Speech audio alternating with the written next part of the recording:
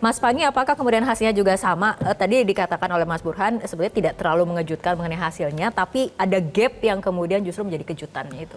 Iya, pertama Mbak Fitri, kalau dari data kita kan memang baru, tapi probability samplingnya, sampling frame-nya bagus sekali, baru 1097 baru 54%. Tapi kalau kita lihat ya data misalnya konteks dari zonasi 9 wilayah misalnya, kalau kita lihat Bali, NTT, NTB itu Pak Prabowo 62%, Anies itu baru 15% dan Ganjar 22%.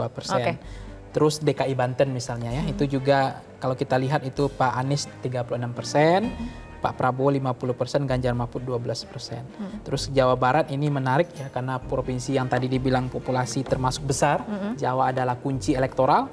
Itu Pak Anies 33, Pak Prabowo 56 ya. Kemudian Ganjar 9%.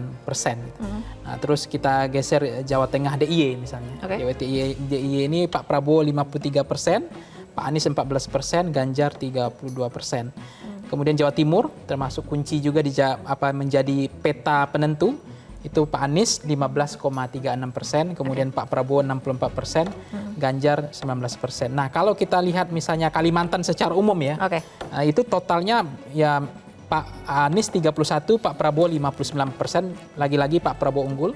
Kalau kita masuk ke Maluku, Papua secara keseluruhan, itu Pak Anies 30, Pak Prabowo 53, dan Ganjar 16%. Baik, Mas Pangi, tapi kita fokus dulu yang di Pulau Jawa, artinya hasilnya kurang lebih sama dengan Mas Burhan, bahwa Prabowo Gibran memang unggul di 3 wilayah yang menjadi lumbung suara ini, bahkan yang menjadi basis PDIP. Apabila kita lihat ini sebaran suara yang per provinsi di Jawa Timur. Jelajahi cara baru mendapatkan informasi. Download Metro TV Extend sekarang.